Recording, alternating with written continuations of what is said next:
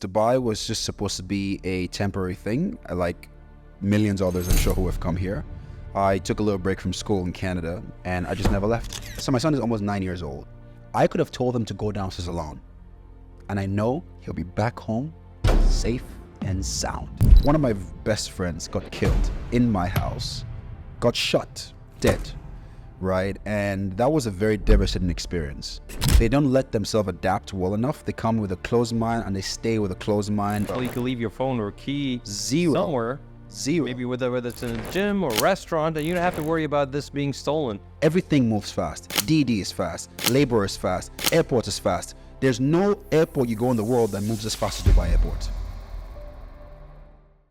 All right, we're now here for another podcast with my friend here, Tony. How are you doing? I'm doing very well. Better than the last time you saw me. Very much, I would say so. Of course, Tony, every time I come here in the podcast, I ask people about their journey. Yeah. You're being here as an expat. Can you tell us a little bit more about your story here? Oh, where do I start? It's been, I got to a point where I kept forgetting exactly how long I've been here for. I checked my passport a few days ago and I realized I've been here for about 13 and a half, almost 14 years now. And it's like a joke. It's like a movie. It's just, of course, I'm sure everybody had the same experience. I always tell people in Dubai, time runs faster than outside Dubai. We have 12-hour clocks, not 24 hours. That's for sure. Because I feel 6.5 years older. I don't feel, up to 13 years older.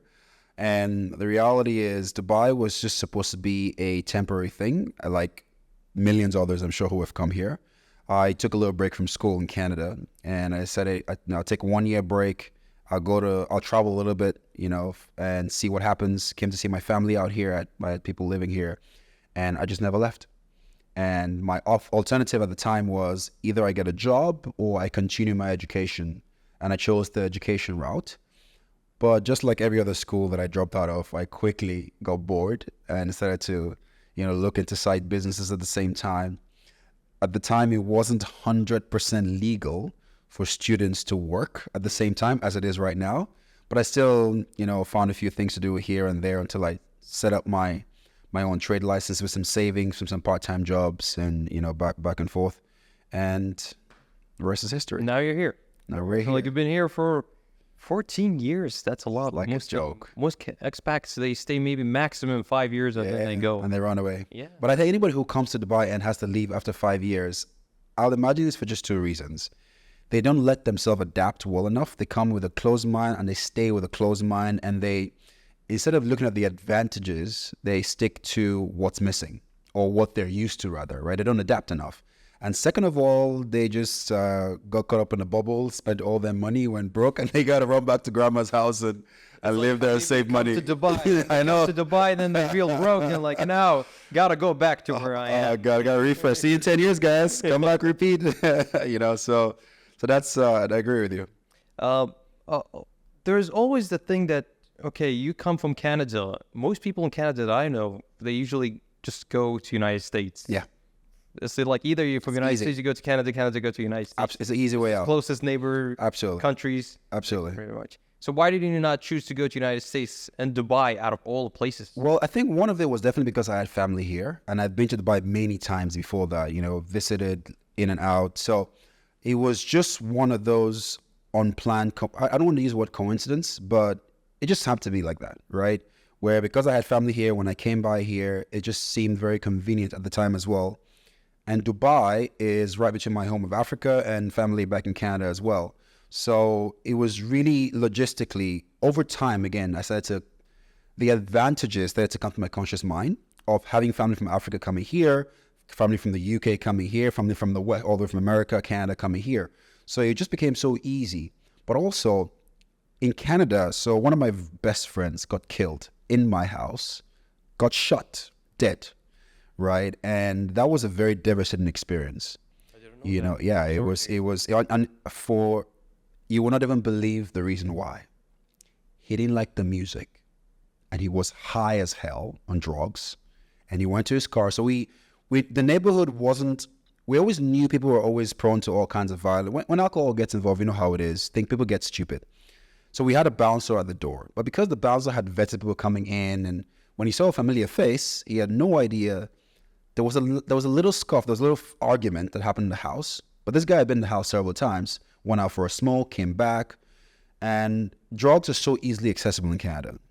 He went to his car where nobody had an idea, picked up his pistol, came into the house, and just started shooting around. Just like that. Do you think maybe the drugs that he was... Oh, for sure. For sure. Drugs, alcohol, but also most importantly, it's all the ease of access to it. I mean, people get angry. Everyone has emotional outbursts, no matter where you go in the world, you know, in the Dubai, in Australia, no matter where you go. But having that ease of access now makes it so people so much more prone to then going that extreme, as compared to, oh, it's a bad moment, let's talk it out later, or let's let this go, cool off, you're fine. And you know, these little things make people feel so empowered and so powerful. They feel that's the way they can actually express themselves, but only because it's a culture there now. The violence, access to the drugs, access to all the weapons. And this is something that I think I probably never got over, even though I thought I did. It was in fact, I was actually very lucky because at the time I had a big argument with my girlfriend, and I was in the basement, and I just took a little nap. And when I woke up to the gunshots. I was like, is it music? The music had died, and the shots actually woke me up. It was like 6-7 shots. 3 people got injured. One person got shot, and he was the one that actually got, he didn't recover from the bleeding. And I think that was also one of the things that made me leave that city to a different city, and then from there to Dubai. And when I think about going back to Canada, I think when I thought about going back to Canada, I didn't feel like I was missing anything really. Every time I hear about Canada, I hear about this type of meme where everyone apologizes for whatever they do, no matter whether it's good or bad, they just apologize. Is this something that is true, or? I find that to be fake. Really? The only time I heard the Canadians were aggressive when it came to hockey. I mean, I think even the fact that Canadians fight during hockey is probably a very good thing for their emotional well-being, because they can let out some steam, a little exhaust. But a lot of the niceness is it's fake. I want to know if you don't like me. Don't smile at my face and let Amanda, Berlin, and everybody else know you have a problem with me, but you're polite to me and bringing me cookies. Don't do that. I love dealing with people who are very real and very straightforward. If you don't have a problem with me, bring it up to me. Don't smile at me. And that whole Canadians are nice. No human being can be nice 24/7. It's not possible, right? As long as you have emotions, as long as you have feelings, you have fear, you have anger, you are going to be uncomfortable or distasteful towards somebody else's behavior. You got to let it out. You know, Canadians, or Canada as a whole, is probably one of the most liberal countries in the world. Over liberal. They have one of the most genders and the most amount of numbers of genders in the world. Whatever it is, everything goes in there. And that's the problem. You know, and that's why people will always feel, oh, I got to just behave a certain way. But that's not real to me, you know, and that's the little real back behind the scenes story of this, you know, Canadians are always nice story. It's not always true. So coming back to the subject of Dubai, you've chose to move to Dubai as one of the reasons for safety, I would assume. Oh, Jesus Christ. Yes. Even before moving to Dubai, I didn't even know how safe it was until I experienced it. I knew about it, but I didn't know it was the same old myth of, in the Arab world, your hands, myth of your hand gets cut if you lie, if you steal, and all this nonsense that you and I know is not true.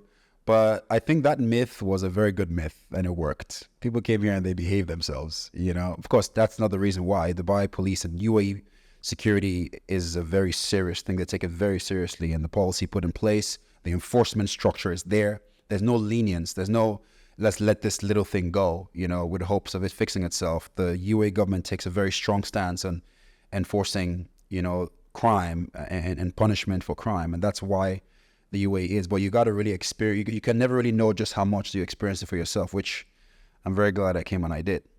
There are a lot of myths and truths about Dubai. Yeah. And I definitely want to talk about this more later down the line of the Sure. subject. But going back now, what is that one thing you wish you had known before moving to Dubai? One thing I wish I had known before moving to Dubai. Honestly, it's tough to say.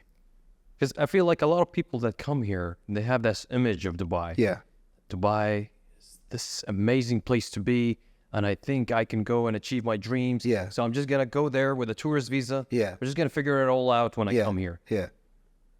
Is this something that's real for you, that based on your experience as an expat, that you feel like Absolutely. this is something that you can do? The whole figure it out as you go, yes. Dubai is really, and I made a video a while ago that went pretty viral talking about how the American dream has moved to Dubai, and the Dubai dream is now the new dream.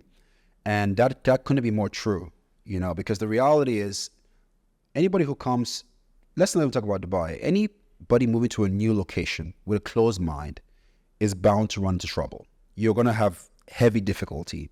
If you run into any place, any new place, a new car, new shoe, new job, new house, thinking of possibilities and potential and positively what is positively possible in front of you, you are going to make the most of it. And let's be honest, there's nowhere in this world.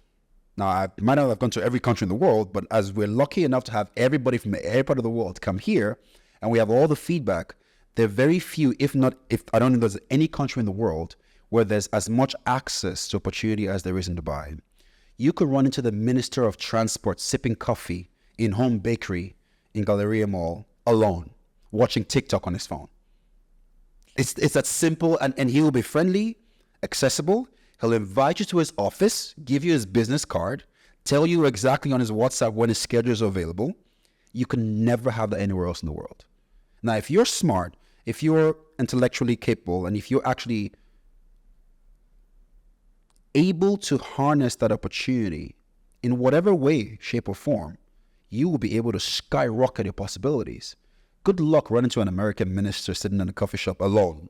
First of all, good luck even seeing any of them, let alone chilling alone and having access to him and being invited to his office. Good luck with that. And this is the same for pretty much everywhere else in the world, you know. And that, I'm giving a very tiny example, but that just goes to show the level of accessibility to pretty much every level of the spectrum in the UAE. And that to me is easily the number one greatest opportunity scheme that any society can have. It's very true when you say that. For example, I was trying to meet with the CEO of FAM Properties. Yeah. Example, if you know about Yeah, of FAM course, of Properties, course. they're one of the For us, right? For us, yeah. Yeah. I mean, if you think about it, he's a very successful person. Yeah. Established himself here. Yeah. And it was very easy to connect with him compared Absolutely. to most people. Like, if you think about it, Absolutely. you can connect with people in Dubai much more easier than anywhere in the world. Too easy. And because I think also the safety plays a very huge role. You know, the safety allows people to take a lot more risk and be much more open to certain things. We can meet today at 9 a.m. in the morning and schedule a meeting for 2 a.m. in a shisha bar, you know, in a shisha cafe or whatever it is, right? Knowing that, okay, there's no worry about security, no worry about crime, whatever. Like during Ramadan time, right? All the timings switch and all the meetings start at 8 p.m., 9 p.m., 10 p.m., midnight. And that also was just an evidence of what is possible. In lots of parts of the world, yeah, it's Ramadan, but nobody is going out at 2 a.m. to meet anybody for coffee or for shisha. It's not going to happen. So that huge part, I think, and again, I think the psychological peace of mind that comes with that allows you to do so much more. Like when you don't have to worry about, I mean, my house, my door is never locked. In fact, yesterday, somebody mistakenly tried to open my door because they had a wrong apartment from a different broker. And even then, I was like, oh, something is wrong. I wasn't worried. I was like, what's going on? And I was sure somebody has a wrong address. That was my first line of thought. And lo and behold, that's what it was. A couple had been given a wrong address on a different floor. And they were told the door's open. And they just barged into the house. And I was like, hey, what's going on? You guys lost? That was anywhere else. I'd be like, yo, what do you want? I'll go straight into defensive fight mode, you know? And that just made me, for a moment, I just sat back and I thought to myself, only in Dubai. So you don't have that like constant worry that you would have anywhere else. Zero. For example, you could leave your phone or key somewhere. Zero. Maybe whether it's in the gym or restaurant, and you don't have to worry about this being stolen. Not at Go all. to the restroom, come back, and it's... I mean, when I travel, I have to be conscious to snap back into reality. You know, like, okay, your bag stays here, not just not just lying around. So It's like because you've been so much on that safety bubble, you feel the whole world. applicable everywhere in the world, but that's not the real case. No, that's like being royal and having everything, around you and having service and then you go to a part of the world and you realize, hold on a minute, we have to put our own petrol here? Are you kidding me? What kind of service is this? Not only that, when you compare even the hotels, like even the 5-star hotels here are much more different than the 5-star. Even the 3-star hotels, the regular hotels are equal to what you'd have as a 5-star service in Europe and a lot of other parts of the world, where you have to pay a chunk more. It's really a beautiful bubble though. You mentioned about like Dubai being like a 12-hour pace rather than 24 hours. Like, how do you find this pace compared to other places that you may have lived? Maybe. Now, the interesting thing about that is you can take what I said positively or negatively. It all depends on you. Now, I'm going to address it from both angles. You will see it negatively if you think things are moving too fast and it makes it impossible to keep up. Or you can see it on the other side where Dubai moves at a 12-hour pace per day because the infrastructure, the mindset, the way of life, the culture, the facilities are there to facilitate that lifestyle. Everything moves fast. DD is fast. Labor is fast. Airport is fast. There's no airport you go in the world that moves as fast as Dubai Airport. No airport. Construction is fast. Every delivery is fast. Noon has 10-minute delivery. So it literally is a culture of moving at that speed. So it's not even necessarily, we have 24 hours for real. It's really just the idea that everything can be accomplished so fast that you don't even have to go through the same standard societal ladder that you normally will go through anywhere else in the world. And that's where it now becomes a big advantage of, you can complain about this because you're used to a slow old way of doing things, or you can adapt. And if you don't adapt fast enough, it's human nature, adapt or die, wherever you go. Whether you're going from Dubai somewhere else or from somewhere else to Dubai, you have to be ready to adapt to that culture. Even for you, for example, as a local, when you go abroad, okay, I'm in a different place. I can't behave the same way as I am back home. I got to adapt myself here and there. And this is human nature. It really is. Now, going to the section of the truths or myths. Okay. Like, what would be the most surprising myth that you heard about Dubai? That locals are lazy. Interesting. Which is pure. Where did you hear that? Was it before you coming here, or is it something that you heard before? And you hear people echoing it in the beginning of being here, but again, you find those people are also just echoing what they've heard before they came in, right? And everybody believes that every local has a Ferrari and a Bugatti. These meme of where there was this, I think it was a Saudi prince or Arab prince or whatever, and he was complaining about his friends taking a train. And then his father got upset and sent him $10 million to go buy a train. I say, oh, don't embarrass me. Why are you, not going with a train, but get your own train? And that was absolute horseshit. Locals have to work. Locals have salaries. Locals get fired from salaries. Locals get rejected from bank loans. There are systems in place that everybody must follow. And if you're competitive, you get ahead. If you're lazy, you lose what you lose. Human nature, the same laws apply to everyone. Now, are there advantages in regards to the society, in regards to how the UAE has decided to look after their own? Absolutely. But the reality is that is what it should be.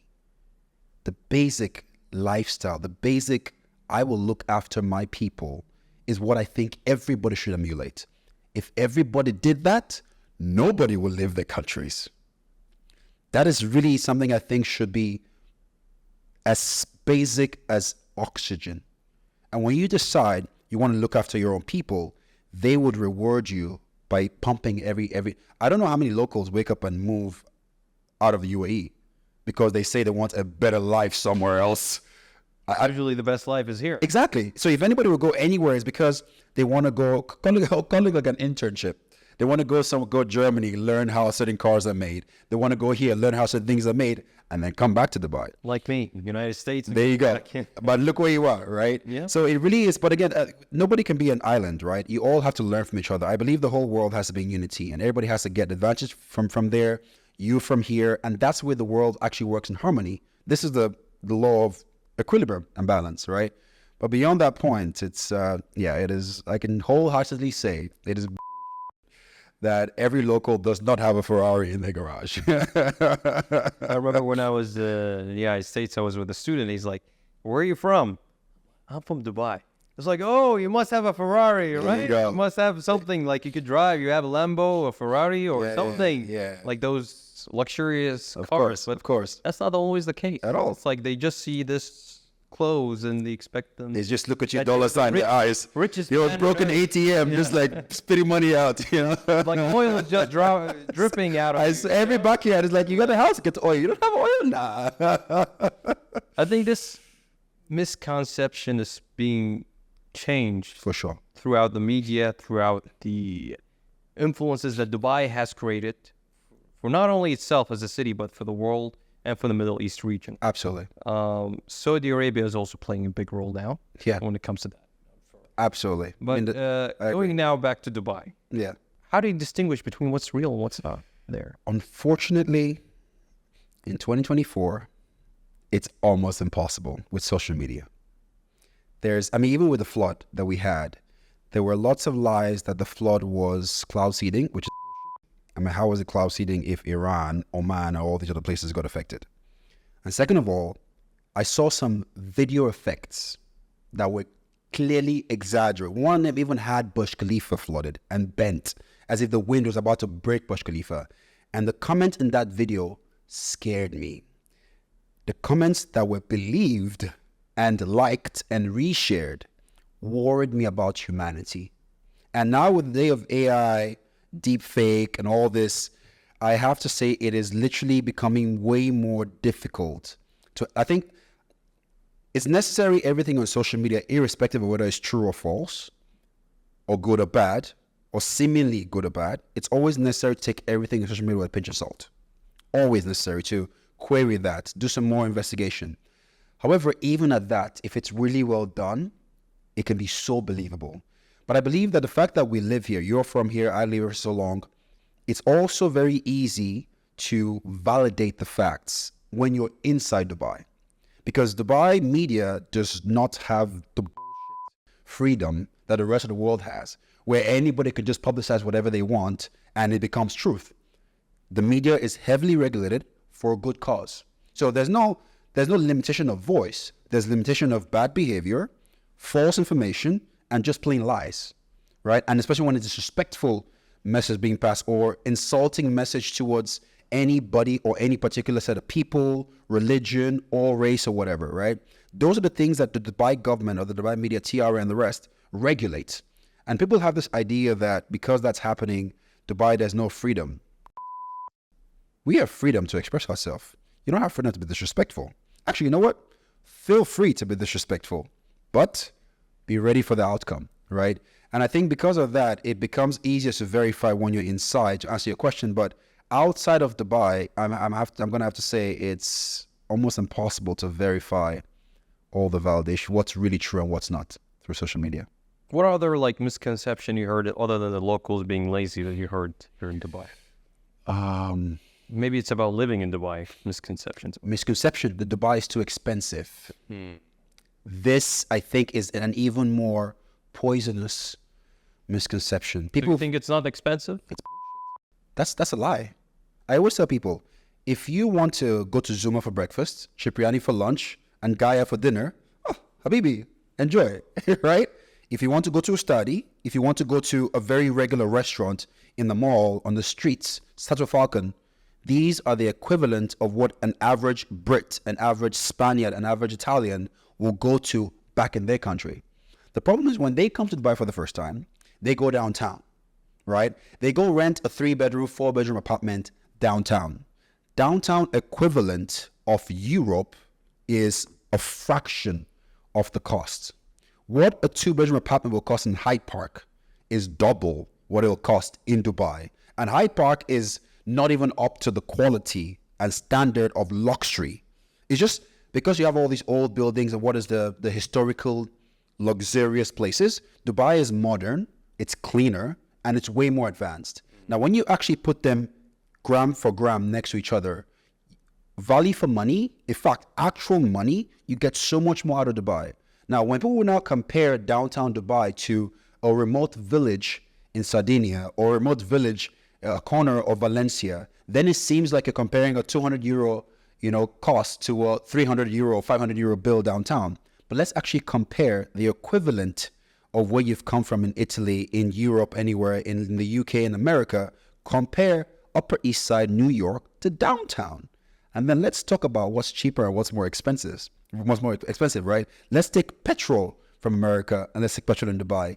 And all this, by the way, is after income tax in America and in all these places, right? The moment you take income tax into account, Dubai automatically becomes a discount immediately. Then you start to deduct from there, right? So that was one major misconception. And I always tell people, it really is lifestyle choices. If you want it to be expensive, like anywhere else, there are $100 million houses in Dubai. Go have fun. If you have the budget for it, knock yourself out. But there's also the other spectrum, which all comes down to the life choices you and I make. So when it comes to that misconception, what about the truth? What truth do you wish that people know about Dubai? That it really all comes down to your life, your choices, just as anywhere else in the world. In Italy, they're super expensive places. You can drive a Ferrari or a Fiat in Italy. Same story. You can drive a Ferrari or a Fiat in Dubai. You can drive a BMW or you can go and look for a Koenigsegg or a Pagani. It's totally up to you, right? And you and I know very well, there are more Lexuses, Nissan Patrols, Toyota Pajeros, Mitsubishi Pajeros, and Toyota FJ Cruisers on the street than there are Ferraris. So where is this? Everybody has a Ferrari. Ferrari doesn't even make that many cars to actually supply to everyone. So who are these people where are these everybody has a Ferrari story? Drive by Jumeirah with all the local families, and for every 100 houses, you see 1 or 2 S-Classes. It's mostly family cars, right? It's the Cadillac Escalade, Nissan Patrols, whatever cars can hold families and are conservative family cars. And because this is the truth, people have responsibilities, right? Unless you're a super wealthy business person, even then, doesn't mean you go splurging, wasting money as well, right? So that is something I really believe if people can just keep in mind, when I go to Dubai, I'm going to live within my means and I'm going to save and make smart life choices, and you will never have to worry about Dubai being expensive or not. It's like work hard now to receive the rewards later. Absolutely. And the same story happens everywhere else, right? Whether you're in America, I know many people bankrupt in America, in the UK, everywhere in the world you go. Asia, they're super rich and they're super poor. They're rich who become poor from bad lifestyle choices and vice versa. So when it comes to the general lifestyle in Dubai, yeah, what lifestyle adjustments should this newcomer expect when moving to Dubai? Oh, I love that question very much. Lifestyle adjustment is open your mind and your heart to the potential of things being done fast and different. And I will use Europe as an example. Europeans are so used to life being so hard and slow and painstaking. Filing a request or an approval needs this much documentation, 100 visits to an office, permission to alter this, requests from this government sector.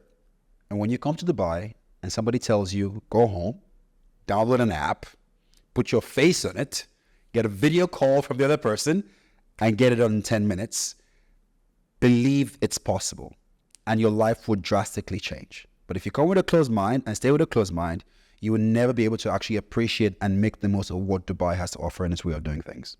Do you think there's some hidden gems that you've gained from your experience, 14 years being here? Hidden Always. gems about how to live in Dubai even better? Yes. Everything can be done faster as long as you have the wasta for it. So in that case, if you explain what is wasta? Wasta, for those who are not from here or don't know what it is wasta is a relationship of somebody who can help you get something done faster. Now, the truth is, right, ironically, everywhere in the world has wasta. Everywhere in the world. It's always been there. It's always been there. Whether it's Europe, Asia, America, South America, everywhere has wasta. Some places, it's just so much more difficult to get access to and cost a fortune more. And there's so much classism behind who can get it and who cannot. In Dubai, there is always a normal lane and an express lane for everything. Regular parking, VIP parking. Barbershops have valet.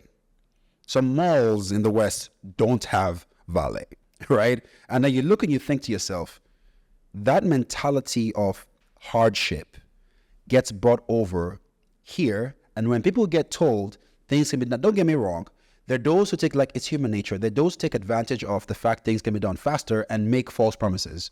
That's human nature. It doesn't matter whether it's Dubai or Croatia or London. It's human nature. People are always going to try and make a quick buck by cheating others. You can't stop this, right?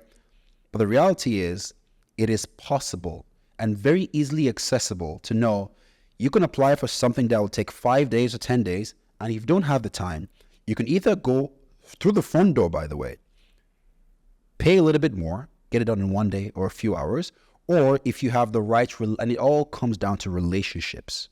If you have the right relationship in the right place, that person can put you in touch with the right way of doing things that could also speed up your process.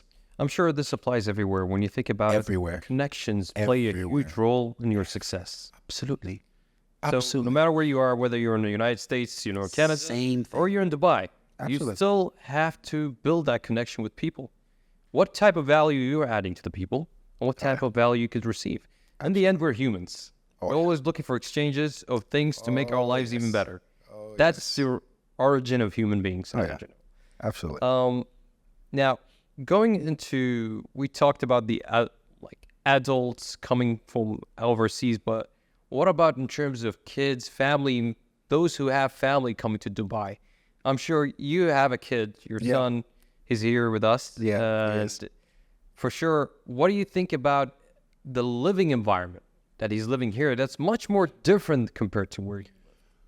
Oh man! Yesterday at 1:30 a.m. we went downstairs from my building to get some. I was craving some salted peanuts. He wanted some watermelon and some bananas.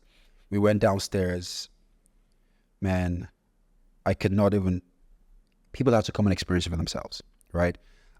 Let's talk about the safety first of all, right? And knowing that I can go down there, so my son is almost 9 years old. I could have told him to go downstairs alone. And I know he'll be back home safe and sound. The worst mistake, or the biggest thing I ever have to worry about, is him mistakenly going to the wrong floor. That's it. And even then, I know he will still find me, or he will be brought to me. I mean, there have been situations where children, just go across the road, get lost, and strangers bring them to their mothers and their parents. It happens all the time. And this is something with that little safety, first of all. If I get three main things that make me put Dubai at the top of the food chain when it comes to livability for families, or the UAE as a whole, not just Dubai, the whole country of the UAE. Safety, physical safety and security, information safety and security, right? The and the psychological information warfare and all the misinformation that a lot of other countries have, and a lot of children have access to, which is very wrong and very dangerous. And last but not least, inaccessibility to drugs and weapons.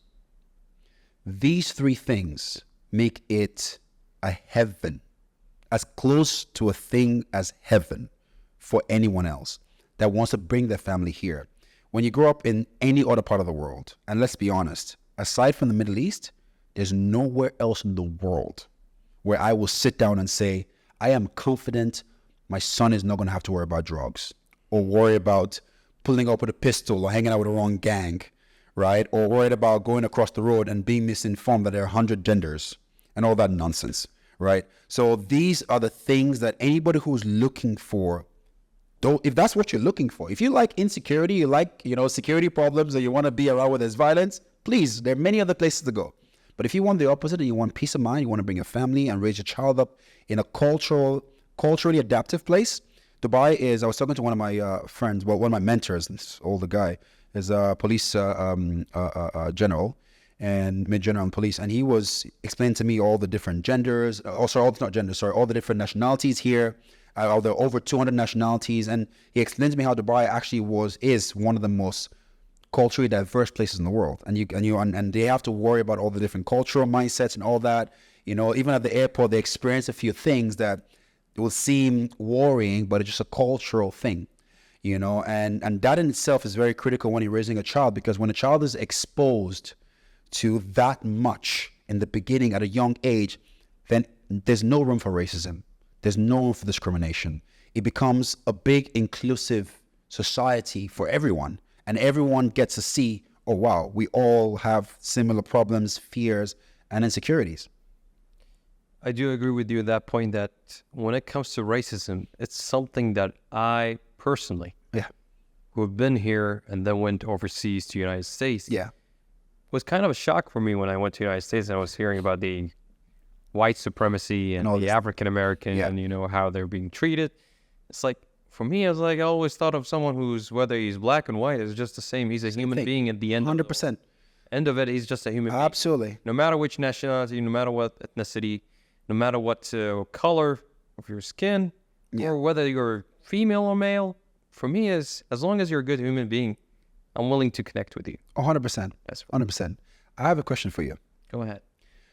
What is one thing that is not really public to expats or the outside world, something that is very common among being a local yourself, very common and well known among the local community, amongst locals, male or female, right?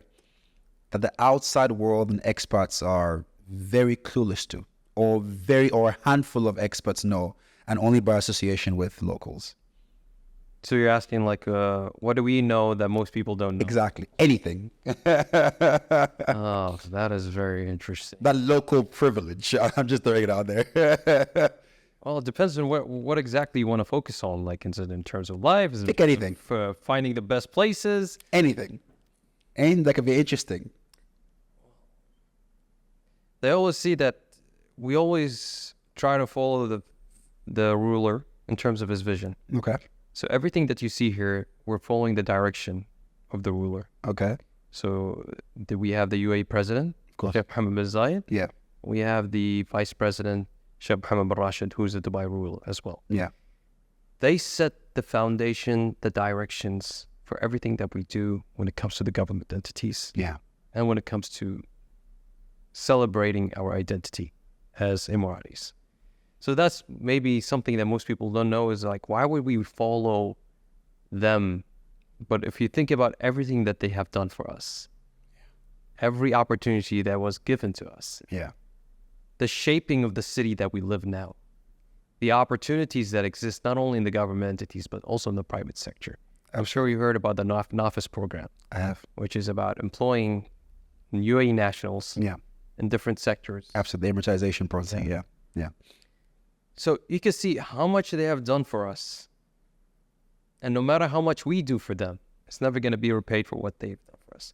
Even the land that they give to you for free. Yeah. They give you land. Once you get married, you have kids and everything, they give you your land for your own. That's 5,000 to 10,000 square feet. Yeah.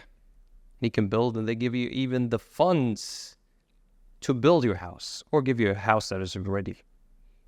So can you imagine that your life is being set by the rulers of this country, that they're giving so much of their wealth, of their nation, back to the people? Yeah.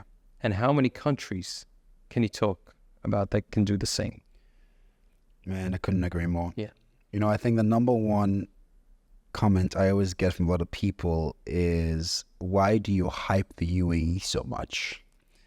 And my reply is always, are you blind? Let me go back to it again. Yes, we are prioritized in such way. Yeah. But also they have concerns for the people that live here as well. Absolutely. So they try to improve the services and everything. Oh, yes. When it comes to ensuring the happiness and the well-being of those people who live here as well. Oh, 100%. And I'm a full testament to that. I won't be here this long if that wasn't the case. You know, people always say, are you happy in Dubai because you like Dubai? Or is Dubai good because you like it? Or do you like it because it's good? I'm like, no. It is because Dubai is good. That's why I sing its praise. There's the list of positives are endless. And I look at everyone, like, why don't you hype other? I'm like, what is there to hype about other places? And there's so many pros and cons everywhere. Everywhere you're gonna find pros and cons. Everywhere you go in the world. So it's not that something like, okay, we're trying to say Dubai, we're trying to hype it to be the best place to be and everything. There are a lot of good things in Dubai that you will not find anywhere else. And you might find something in other countries that you will not find maybe in Dubai. But I'm not sure. Everything that I know very few is though. pretty much When you weigh the positive and negative, and take it from, I mean, you've traveled the world as well.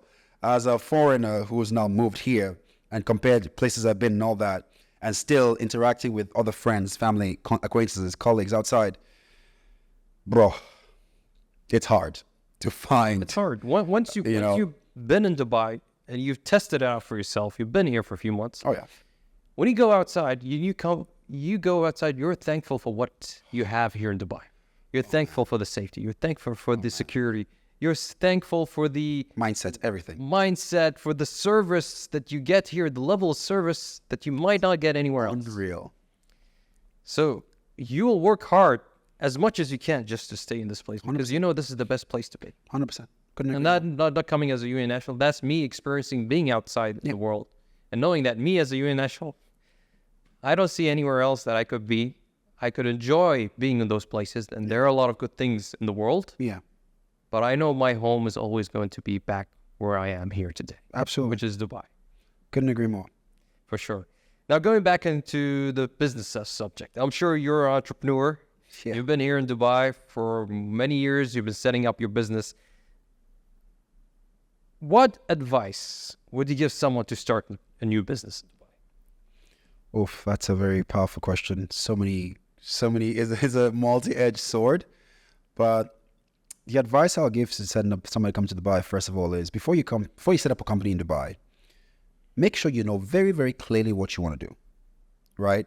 Because that way, that would be the big determining factor of what will be the best option for you, whether it's mainland, free zone. And the second thing I'll give people is always try to stay updated with what's going on in Dubai, because Dubai's policy changed so fast, right? 7 years ago, setting trade licenses, even 5 or 6 years ago, maybe even less, setting trade licenses required locals to be in there, right? Not anymore. Setting licenses required a physical office. Not anymore. Now you got virtual office, work from home, do all sorts. The cost of things 5 years ago and the cost now are two different costs. For your general trade license, whatever trade license, the government has realized we want to make things so much easier and better for people and more convenient and welcome more people. Let's make it a lot more accessible. And they've made things cheaper, faster, more convenient. And the third thing I want to say is, it goes back to, again, mindset and having an open mind. When you come to Dubai to do your business, forget about how it's done in Germany. Forget about how it's done in Switzerland. Forget about how it's done in Florida. Dubai runs faster and more conveniently. So when you come in here, accept and be receptive to the fact that things move that fast. Forget about things are too good to be true. No. UAE has removed all the headache, all the unnecessary drama, all the complications that should be avoided. The UAE government has established that when you're setting up a business here, because they know the faster we make things for people, the more convenient we make it for people, people are going to be much happier to run here, right? So those are the kind of three things. I mean, like I say, I can go a whole hour talking about this, but those are the three main things I will probably want to bring to the attention of somebody who's actually one side of the business here. So, you talked about free zone and mainland. Yeah. What's the pros and cons of it?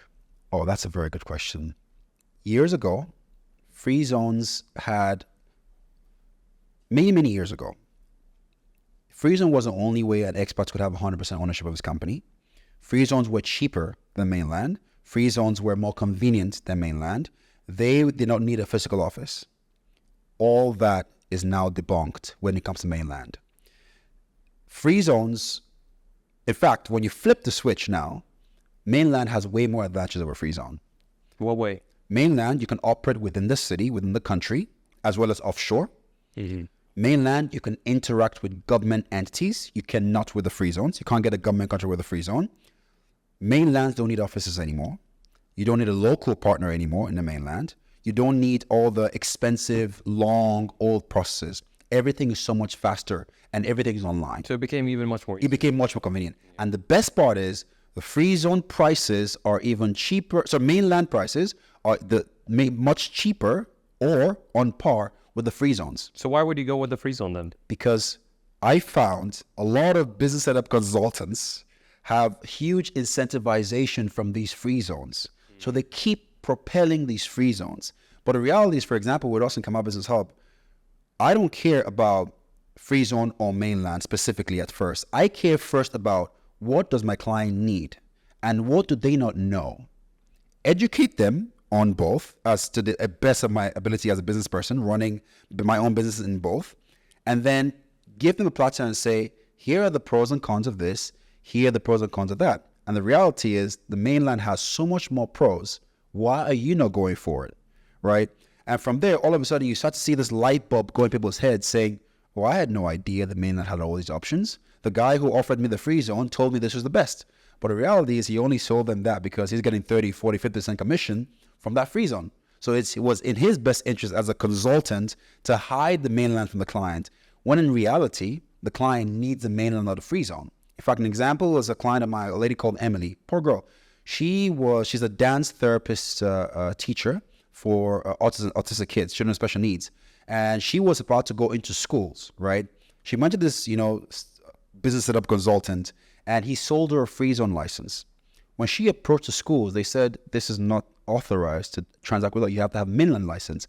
So she had wasted that money, all that time, all the headaches she went through on the free zone. And we set her up right. In fact, when she called me on the phone, I told her straight away, if you're going to go into schools, you need a mainland. She was like, damn it. She was testing me on the call to see if I knew what I was talking about. And then I was like, yeah, free zones cannot work. She's like, damn it. You know what you're talking about, because that's what I need right now. Just for the audience, you can tell a little bit more about what you do as your business. Yeah. I'm sure you can tell them like what exactly your services that you provide. Okay, so I've done business in Dubai for about almost 14 years now, my own business that I run. And part of that led me into setting up my company, Kamal Business Hub, that actually helps people set up their businesses in Dubai. So the trade licenses, the visas, the banking, business development, introducing them to the right people through my network and my connections or whatever, helping them grow their business by having them, get to meet the right distributor, the right contacts, whether it's private or government, stuff like that, So that is my actual core business. I think I know the right person to forward every lead that potentially I can get. But I appreciate your kindness. Ask me the questions like, how can we get this right visa? How can we set up a business for a startup based in Shanghai and we want to come to Dubai and start something here? Yeah. So there's a lot of people that don't know or don't have the information to get the right appropriate visa and business license. And it's so funny. A lot of people don't even know that you can get your trade license in the mainland, wherever, online. You don't even have to be in Dubai. Whether you visited Dubai before or not, you can actually get your business set up without being here. If that's not the best deal, I don't know what else is. And not to mention, we have 0% income tax. Now, the corporate tax is coming around, but it looks like only large corporations are going to be paying that tax with the policy. But compared to that, income tax of 40% to 30%. Most of the world has 30, 40, 50% income tax, plus 25, 30, 40, 50% corporate tax. So you're giving half your life away. Dubai has zero income tax, or UAE has zero income tax, and only 9% corporate tax on certain income and revenue and profit. It's a Christmas deal. It's literally for free compared to what people are used to paying. To keep much of your earnings. So much more. Can you imagine everything you made? Half of it got taken away. Just can you imagine that? My heart hurts, bro. It's like all my effort. You literally, in fact, just I get half of it. Exactly. You might just work for 6 months and take a 6-month vacation. Then that's literally the equivalent of what that is. It's just it's theft, in my opinion. What about in terms of the industries that you see currently thriving in Dubai? Yeah. What type of industry would that be? The top 3 industries thriving right now in Dubai will be in regards to business setup, you mean, or just in general? Just in general, like you're seeing maybe, for example, now I'm seeing that AI companies are the ones that are thriving. Correct. So the AI industry for sure can thrive in Dubai. Oh, for sure. So I'll say the AI to be more specific, but the whole digital services, digital tech services, right? All the digitization of everything. That is, whether it's app developments or AI in this case, automation. Let's go more automation and autonomy. That's something flying a lot. Another industry that's flying a lot in regards to how many businesses we're setting up as well, as my reference point, is their vacation homes, hotelier, Airbnb. services. You know, Dubai's population is rapidly accelerating, rapidly, you know, and we're just in the data from the Minister of Transport that the vehicles have grown by about 10% in 1 year. No other part of the world has that kind of acceleration, right? Population is skyrocketing, and I'm sure you've seen. Last year we had, you know, almost... Seeing it my commute. I'm sure you can. You know, you're looking at nearly 100 million people visited Dubai last year alone. That's crazy, you know. And in the third industry, I would say, will be the e-commerce industry, you know, and the convenience of having people live anywhere. I mean, a lot of our clients live in Bali, live in Tokyo, live whatever they're from, or they want a vacation there most of the year. And because Dubai, for example, having the resident visa or investor visa, you only have to be in Dubai 1 day in a year to keep the visa. A lot of people live abroad and just visit Dubai whenever they want, whenever they feel they need to, and they run their businesses from wherever they go. Their online banking, they renew the licenses without being here. Everything just gets paid online. Crypto is legal, you know. So there's no, it's just magnificent. And Dubai keeps positively adapting in all the right directions, right, towards all the changes happening in the world. Now, to catch up with the time over this podcast, I wanted to ask you quickly ahead when it comes to visa processing. Like, what are the common pitfalls that you usually see with people when they apply for the visa? Two things. One, they get very misinformed. Either they're dealing with a person who doesn't have the experience, or just, quite frankly, has no good intentions for them. And what happens is they get told X amount of visa takes X amount of time. For example, a client came to me and was told it took her 6.5 to 7 weeks to get her visa. I'm like, it never takes that long for any visa at all. Visas take days to get set up. Maximum is 2 weeks. And I'm talking if you have to go through, and Dubai, again, has the VIP express service where those 2 weeks, in fact, it never even takes 2 weeks ever, in my experience. Could be even done out to a few days. You know, 2, 3, 4, 5 days, you can get everything all done, right? And of course, you pay a little bit extra for that, right? And the second part is people being informed on the right types of visas, whether it's investor visa, partner visa, freelance visa, employee visa, whatever it is, golden visa. And of course, now they have the blue visa that's just been introduced, right? So I think the main thing is going to be people getting informed on the right kinds of visas and dealing with a person who's actually proficient enough and knows what the hell they're doing, and not just, you know, giving them wrong information because they're trying to learn and run experiments with that client. What would you say is the best appropriate action that they can take to know exactly what they need when it comes to setting up a business or getting that visa? Follow me on Instagram. I know that sounds very, you know, self-marketing, but no, it's not really just that. I genuinely have a no guide to a lot of what I do for a lot of people, and I like to give, and because I'm giving people the experience from my personal usage, right? I've set up my own businesses, many of them, shut them down. I've been through all the process. So I've taken all my experience and I'm pouring it out on people. And because of that, I tend to, and then when I even get on Zoom calls or I get to consult with people, they always tell me, listen, Tony, of everybody that we've spoken with, we see that you know what you're talking about, because I'm always talking from experience. So I do a lot of, people use me as checker, you know, use me to validate or invalidate. And I'll tell you, if you're dealing with a person who's good at what they're doing, continue with that person. I'll tell you, yeah, this guy knows what he's doing, right?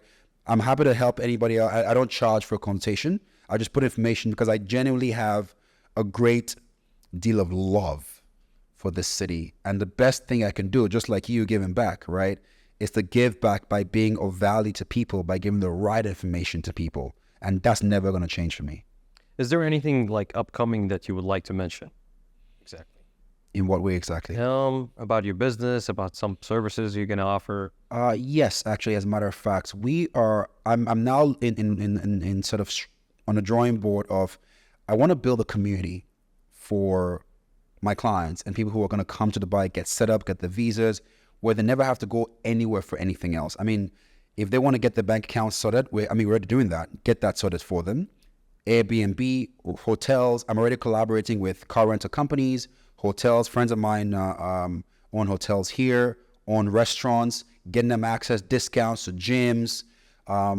Even if their dog wants to go to a daycare, you know, I want to make the Kamal Business Hub to be a real all-in-one hub where they never have to go look for anything outside. Not just for a business sense, but as much as that's true, but the second main part, or the main primary part, is to to give them a continuum in one standard quality of experience, where they don't have to get things set up here and get lost somewhere else. They go to one place and they get everything. Where do I rent the best cars? Where do I buy the best furniture? Can I get the best deals? Event calendar. I want to put all of that in one place. In fact, one of the things I'm even probably going to do is a bunch of my clients, once I build out this hub I'm planning to do, I'm just checking out the budget and all that. I'm going to even, for example, give free podcast sessions to my clients where I'm going to build like small podcast studios. And for those who need the podcast service, they can go in there. I believe very strongly in being of value to people I'm at service to. So you're creating this a strong community place. Strong community events, invite influencers, invite people of expertise in particular industries, whether it's, for example, Ryan Serhant from the real estate industry, if I can afford him, of course, at that point when I can. Gary Vee, just come give motivational talks. I just want a place where when people think of this, they think of value, value, value. And that for me is probably what I've come to find could easily be my life mission. That would be very interesting to attend and to see. Oh, you're definitely going to be invited, bro. For sure. You're definitely going to be invited, for sure. Now, going with the last question, just to end it, like how can listeners or people here connect with you more? I'm probably most active on Instagram. What is it? Tonye Anyanwu. That's just my real name. Yeah, TONYEANYANWU. So that's my actual name. That's my Instagram handle. I'm about to get into, thanks to your advice as well, going into YouTube long form, which is going to be pretty much almost the same name. I'll probably put it out on my social media as well. And my TikTok is the same. It's my first name, Tonye_Anyanwu. Those are my most active. And of course, I have my emails. But I'm very accessible. I reply a lot of DMs. I reply almost as much every DM if possible. What about your service? How they can access your service? So through social media. The company's called Kamal Business Hub, which is the same name as the Instagram handle, KMAL Business Hub. This can also be found on my bio, my main Instagram page as well. Everything is just very straightforward and findable. The website is there, all that. So pretty much, if anyone is struggling a little bit with finding the appropriate visa or business license, you could definitely more than happy to be of value with absolute pleasure. Absolutely. Pleasure. Well, Tony, it's a pleasure to have you here. Thank you so much, bro. Thank you. I appreciate you. I'm honored. We might need a part 2. Oh, honestly, I'm pleased. In part 2, I'm asking you the questions. So get ready. For sure. I'm going to be banging them out. Knowing about the local, huh? Oh, don't worry. I'm coming for you now next. Thank you. Thank you so much, bro. I appreciate you. Thanks for having me.